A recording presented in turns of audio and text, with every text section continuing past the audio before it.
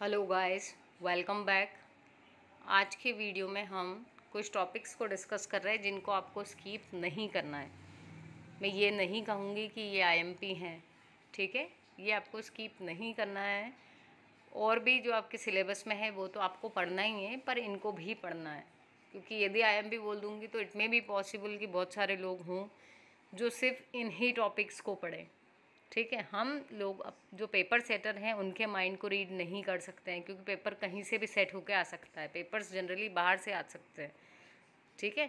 हो सकता है कि जो टीचर्स आपको पढ़ाते हैं वो नहीं, बल्कि कोई दूसरे कॉलेज से आपका पेपर सेट होकर आए, भले आप होलकर से हों, आईपीएस डीएवीवी के किसी भी एफिलिएटेड कॉलेज से हों आप, तो इट इज़ नॉट कंपलसरी कि जो आपको पढ़ाते हैं वही आपका पेपर सेट करेंगे, ठीक है। तो ये चीज़ सबसे पहले अपने माइंड में डाल लीजिए। अब जब हम पढ़ रहे हैं तो हो सकता है जो चीज़ मुझे आईएमपी लग रही है उससे कोई अलग चीज़ पेपर सेटर को इम्पॉर्टेंट लगी हो, ठीक है। तो इसलिए आपको पूरा सिलेबस पढ़ना है। और अब हम डिस्कस कर लेते हैं कि कौन से ऐसे टॉपिक्स हैं आपके पेपर जिसका टाइटल है programming methodologies and data structure, जो आपको इसमें स्किप नहीं करने हैं, ठीक है। तो हम बात कर लेते हैं। तो क्योंकि आपका जो ये है इसमें हम सभी के कंटेक्स्ट में बात करेंगे, इलेक्टिव वाले स्टूडेंट्स भी एंड माइनर वाले भी जो हैं वो भी। तो यहाँ पर और मेजर वाले भी, जिनका दूसरे कॉलेजेस में ये मेजर है, होलकर में क्योंकि सेमेस्टर चल रहा है तो वहाँ पर अभी ये, ठीक है, मेजर बना हुआ है। तो चलते हैं हम। हमारी जो पहली यूनिट है जिसका नाम है इंट्रोडक्शन टू प्रोग्रामिंग, इसी यूनिट की यदि हम बात करें तो यहाँ पर जो पहला टॉपिक दिख रहा है आपको, प्रोग्राम कंसेप्ट। ये प्रोग्राम कंसेप्ट ऑब्वियसली क्योंकि टाइटल में ही प्रोग्रामिंग लैंग्वेज है तो ये आपका बिल्कुल आपको करना ही है ये वाला टॉपिक, ठीक है, कि क्या होता है प्रोग्रामिंग कंसेप्ट। उसके बाद में नेक्स्ट में हम आ जाते हैं। तो दूसरा है आपके पास में स्टेजेस इन प्रोग्राम डेवलपमेंट। जब भी हम प्रोग्राम बना रहे हैं तो उसकी स्टेजेस क्या हैं ये भी आपसे पूछा जा सकता है। देन एल्गोरिदम क्या होती है, उसकी कैरेक्टरिस्टिक्स बताइए और एक एग्जाम्पल, ठीक है। तो आपको क्योंकि बहुत इजी होती है एल्गोरिदम बनाना, तो यदि आपसे पूछा है 5 नंबर 8 नंबर या फिर जितने भी नंबर्स में, तो आपको ये बताते आना चाहिए कि भाई एल्गोरिदम क्या होता है, ठीक है, और एक एग्जाम्पल आप दे दें। नेक्स्ट है हमारे पास में जो इम्पॉर्टेंट है वो है एक तो आपके फ्लो चार्ट्स। फ्लो चार्ट, उसके सिम्बॉल्स क्या होते हैं ये भी पता होने चाहिए। आपकी प्रोग्रामिंग मेथडोलॉजी के टाइप्स कौन कौन से होते हैं, टॉप डाउन, बॉटम अप, और भी बहुत से पढ़े होंगे आपने, ऑब्जेक्ट ओरिएंटेड, वो सारे सब कुछ, ठीक है। नेक्स्ट जो पैरा है वो है आपका इंट्रोडक्शन टू C++ प्रोग्रामिंग। इसमें आपको डेटा टाइप्स पता होने चाहिए, ऑपरेटर्स, ठीक है। उसके बाद में जो हम वेरिएबल्स डिक्लेयर कर रहे हैं तो इसमें आपके पास में आ जाएगा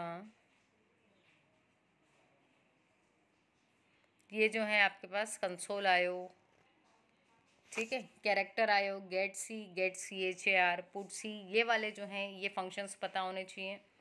प्रिंट एफ, स्कैन एफ, सी इन और सी आउट, ये आपको मोस्ट इम्पॉर्टेंट है, क्योंकि देखो इनपुट और आउटपुट लेना मोस्ट इम्पॉर्टेंट होता है किसी भी लैंग्वेज में, तो वो आपसे पूछा जा सकता है क्योंकि आप फर्स्ट टाइम इसको पढ़ रहे हो, ठीक है। देन यदि हम बात करें तो आपकी हेडर फाइल्स क्या होती हैं उनके बारे में नॉलेज होना चाहिए। और उसके बाद में है आपके कंडीशनल स्टेटमेंट्स, जो इफ़ एल्स, नेस्टेड इफ़, ये पढ़ा होगा आपने, और एक स्विच केस। इनको आपको स्किप नहीं करना है, ठीक है। तो ये आपको मोस्ट इम्पॉर्टेंटली पढ़ना है, स्विच केस और इफ़ एल्स। उनके एग्जाम्पल सहित समझने की कोशिश करो। और एक चीज़ मैंने पहले भी कही है, एग्ज़ाम में आपसे यदि इनके बारे में डेफिनेशन भी पूछी जाती है तो भी आपको उसमें सिंटैक्स ज़रूर बताना है यदि आपको अच्छा स्कोर करना है तो, ठीक। सेकेंड वाली यूनिट में है आपके पास में लूप्स। तीनों लूप जो हैं, while, do while, for loop, ये आपको अच्छे से आने चाहिए। ऑफ कोर्स ये जो ब्रेक और कंटिन्यू है ये भी इम्पॉर्टेंट है ना। उसके बाद जब हम फंक्शंस की बात करते हैं तो हमने टोटली 4 टाइप के फंक्शंस देखे थे। वॉइड टाइप विद आर्ग्यूमेंट, वाली वीडियो भी आपको मिल जाएगी प्लेलिस्ट में। और इसमें कॉल बाय वैल्यू और कॉल बाय रेफरेंस, ये दो, ठीक है, और एक है आपका रिकर्शन, इसको आपको स्किप नहीं करना है। अरे आपको डेफिनेशन और उसके टाइप्स पता होने चाहिए अरे के। देन आ जाते हैं हम स्ट्रक्चर पे।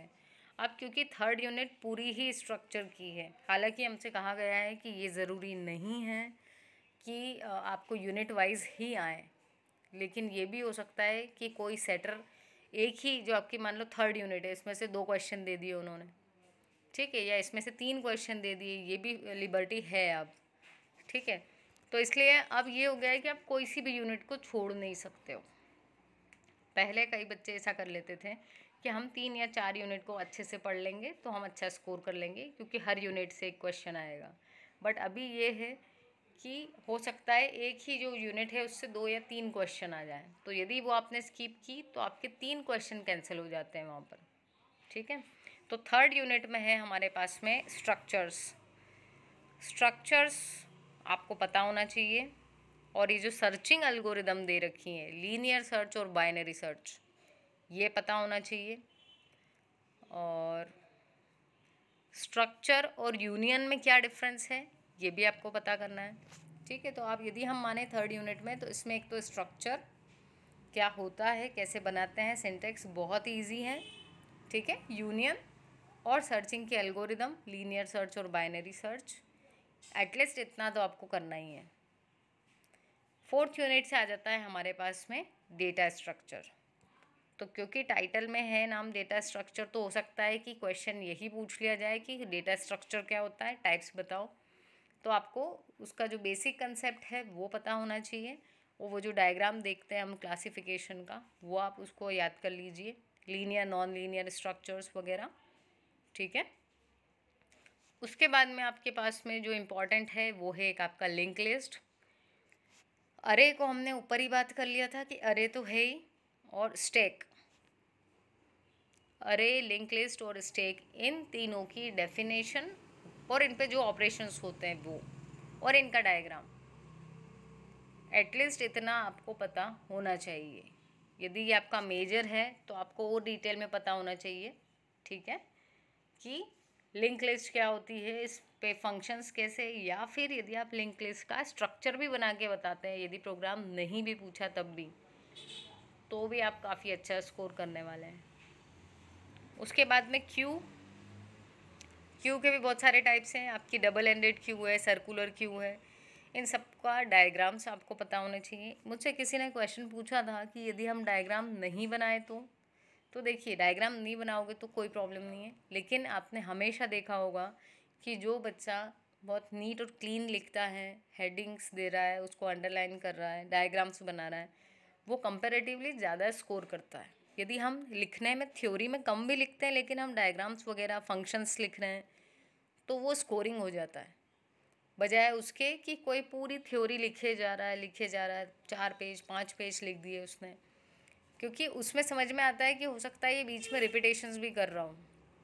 लेकिन जब आप डायग्राम्स बना के पिक्टोरियली रिप्रेजेंट कर रहे हो, कुछ सिंटेक्स लिख रहे हो, तो चेक करने वाले को ये समझ में आ जाता है कि ये जिसकी कॉपी है उसको नॉलेज है इस सब्जेक्ट का, ठीक है। तो आपके मार्क्स कंपैरेटिवली अच्छे आएंगे।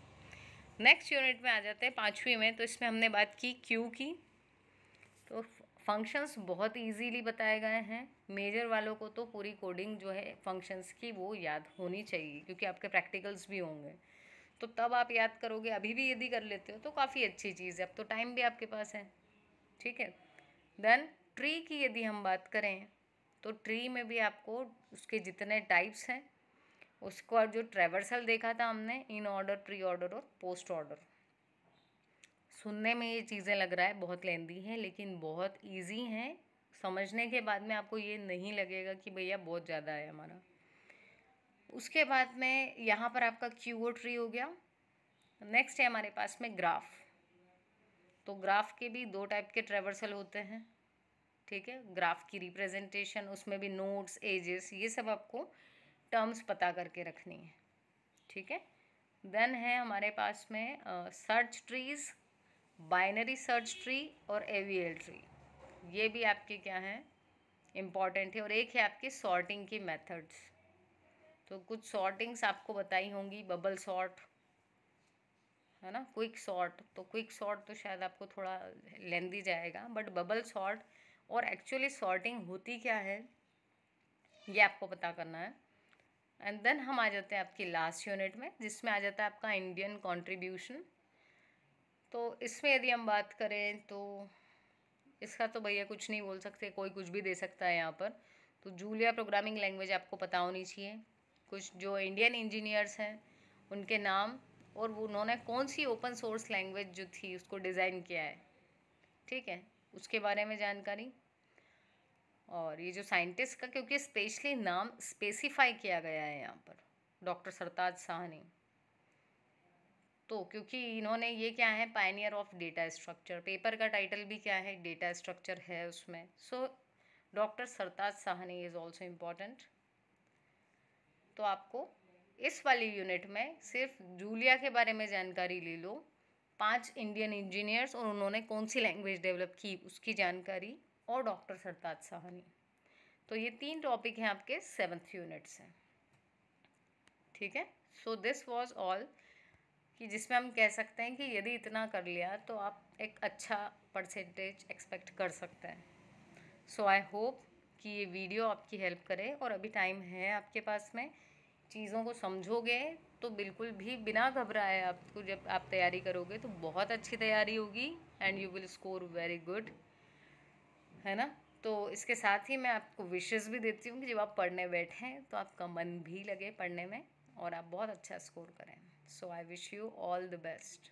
Okay guys, thank you so much.